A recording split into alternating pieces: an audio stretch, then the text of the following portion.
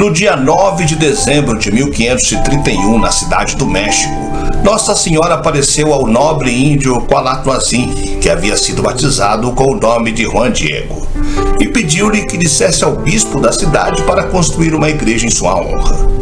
Juan Diego transmitiu o pedido e o bispo exigiu alguma prova de que efetivamente a Virgem aparecera. Recebendo de Juan Diego o pedido, Nossa Senhora fez crescer flores numa colina semidesértica em pleno inverno, as quais Juan Diego devia levar ao bispo. Este o fez no dia 12 de dezembro, acondicionando-as no seu manto.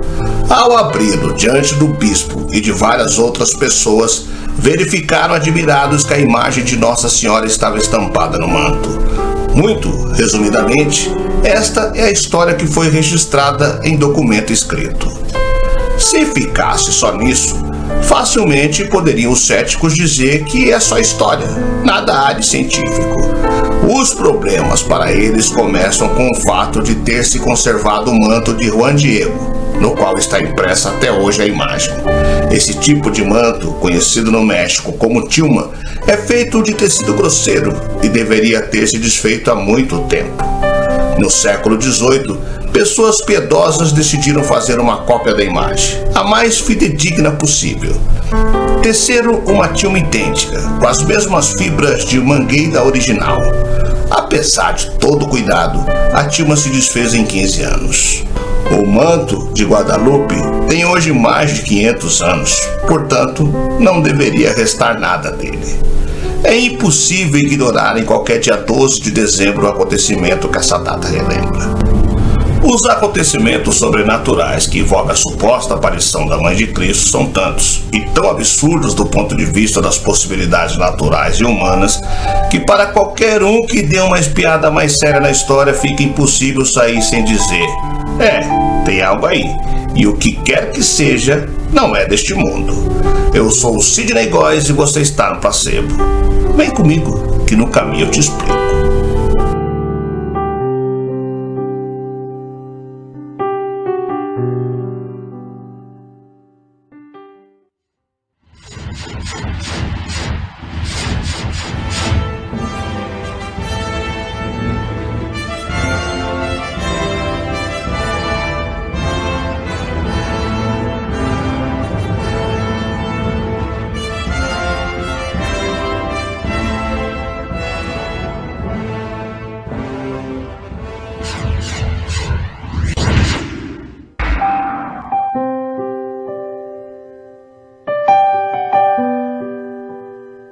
No dia 12 de dezembro, a igreja celebra a aparição da Virgem de Guadalupe no México. A história da aparição ao índio Juanito é bem conhecida e a imagem impressa em sua tilma, como prova da veracidade da aparição, correu o mundo inteiro como testemunho da ação de Deus pelo seu povo. Os mais avançados estudos científicos, com as mais modernas tecnologias, não conseguiram explicar os fenômenos em torno da imagem na tilma, onde não se vê sinal de pinceladas, nem com o uso de infravermelho, irradiação e etc. Além disso, as fibras de manguei que compõem a tilma deveriam ter se descomposto em 15 anos, mas o material com a imagem já passa dos 500 anos. Trata-se de um milagre inconteste, compondo o conjunto das 3 aparições da Virgem Maria, oficialmente atestadas como verídicas pela Igreja Católica, junto às aparições de Nossa Senhora em Fátima, Portugal, e em Lourdes, França.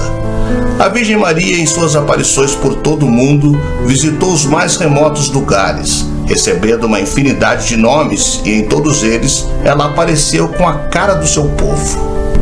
Maria, que foi a via pela qual Jesus Cristo, Deus vivo, encarnou-se no mundo, nos dá os sinais concretos de que o mistério de Jesus é compatível com o homem de todo o tempo e lugar e de todas as culturas.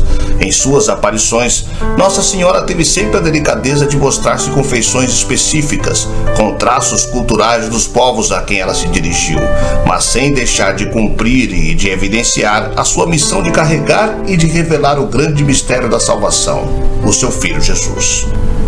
Em Guadalupe, a Virgem Maria apresenta-se com traços mestiços, unindo em si as culturas locais outrora em conflito, e para além da simples aparência física, da pele clara europeia, dos olhos mestiços indígenas, da fita negra no ventre, que indica a proteção do povo asteca, a Virgem de Guadalupe, de forma mais profunda, mística e sobrenatural, iluminou toda a América Latina, tornando-se padroeira do continente.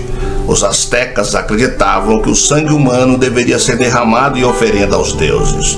Tal sacrifício chegou ao auge quando não passava-se um dia sequer sem um sacrifício humano. Os astecas acreditavam que esse sangue derramado era responsável pela dinâmica natural da vida, como por exemplo, a sucessão dos dias e da noite. Eles acreditavam que os sacrifícios humanos eram necessários para que a vida tomasse o seu curso. A Virgem Maria, utilizando símbolos astecas em sua aparição, de modo algum quis confirmar as práticas horrendas das crenças primitivas desse povo, mas pelo contrário, quis mostrar que a vida humana inteira deve ser redimida pelo mistério salvífico de Jesus, sua morte na cruz e ressurreição. Por isso, a Virgem de Guadalupe apresenta-se grávida, carregando em seu ventre o Redentor, o Deus único, o Cristo Jesus, aquele que tem a criação inteira sob os seus pés, o Rei e Senhor também da vida humana. O Criador do universo, embora todo-poderoso, encarnou-se homem, não para condenar os homens, mas para servi-los e, como humilde servo, amá-los até a oferta total de si mesmo no sacrifício da cruz. Esse viria a ser o último sangue derramado em expiação dos pecados da humanidade. Os inúteis sacrifícios astecas não tinham mais razão para existir diante do sacrifício derradeiro, definitivo de Cristo Jesus. E a sucessão dos dias e das noites, o movimento de todo o universo já estava sob o senhorio do sangue de Cristo derramado todos os dias no altar do seu sacrifício, no seu corpo eucarístico entregue generosamente a todos os homens através da Santa Missa.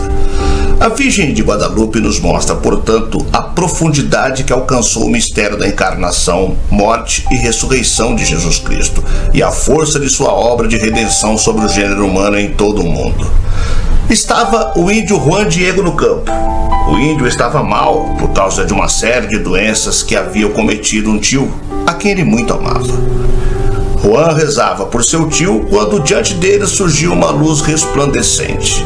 Ali, em meio à luz que quase o cegou, ele viu a figura de uma mulher com o seu manto todo reluzente. Ela o chamou por seu nome e disse em náhuatl, a língua asteca: Juan Diego, não deixe o seu coração perturbado. Eu não estou aqui. Não temas dessa enfermidade ou angústia. Eu não sou sua mãe. Você não está sob a minha proteção? A misteriosa mulher no meio da luz pediu então que o índio fosse revelar sua mensagem ao bispo local. A mensagem dizia que ela iria acabar com a serpente de pedra e que o povo do México deveria parar com os holocaustos e se converter a Jesus Cristo. Além disso, a mulher na luz ordenou que deveria ser construída uma igreja no local das aparições. Ao todo, teriam ocorrido 5 aparições da mesma entidade sobrenatural. O bispo pediu um sinal, mas este só foi concedido na 3ª aparição da Senhora de Guadalupe. Porém, o tio do índio adoeceu e ele não esteve no dia combinado. No entanto, a providência de Deus não deixa nada passar sem proveito para os seus. E ainda mais, filho querido, essas rosas são um sinal que você levará ao bispo. Você é meu embaixador e merece a minha confiança. Quando chegar diante dele, desdobre a sua tilma, o manto, e mostre-lhe o que carrega, porém só em sua presença. Então o índio colheu flores no alto da colina Tapeaque. Era inverno e não nasciam flores nessa época, porém o índio as pegou, colocou em seu manto e quando abriu diante do bispo, caíram as flores e apareceu a estampa da Senhora de Guadalupe no tecido. A surpreendente imagem da Senhora de Guadalupe no manto do índio é um mistério que prova o milagre divino. Na verdade, o tecido feito de cacto não duraria mais do que 20 anos, e esse já existe há mais de 5 séculos. A estampa já esteve desprotegida, caiu ácido nítrico sobre ela, até a igreja foi incendiada e ela permaneceu a mesma. Estudos científicos revelam que a pintura não foi feita por materiais existentes na natureza e nem fabricados pelo homem.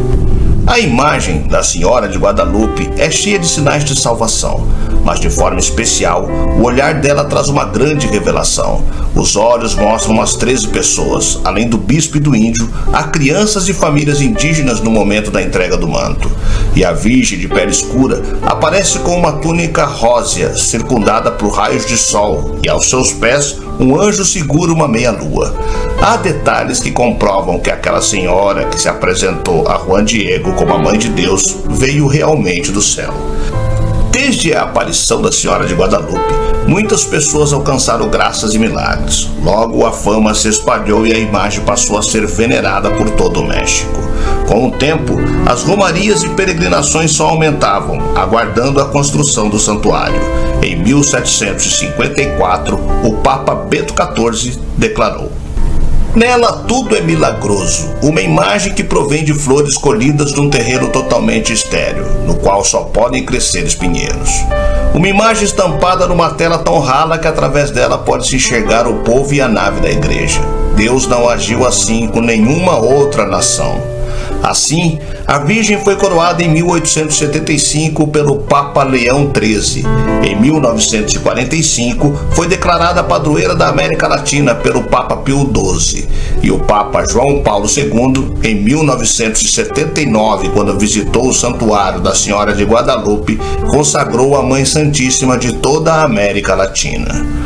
Um dos fenômenos mais estranhos que esse curioso pedaço de tecido já demonstrou foi a sua resistência ao ácido.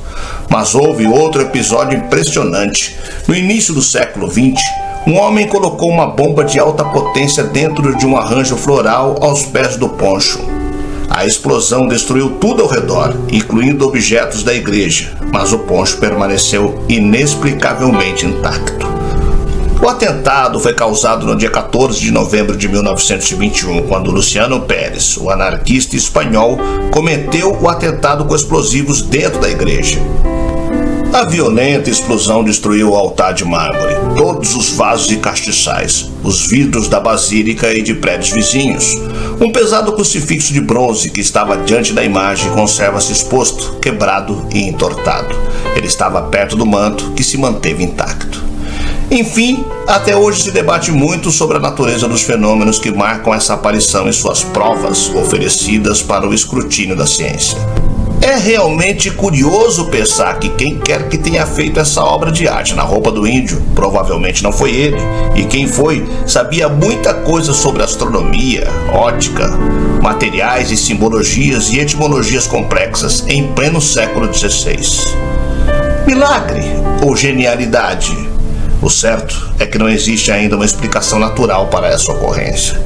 Mas Shakespeare, em Hamlet, resumiu este pouco em tudo. Há mais coisas entre o céu e a terra do que supõe a nossa vã filosofia.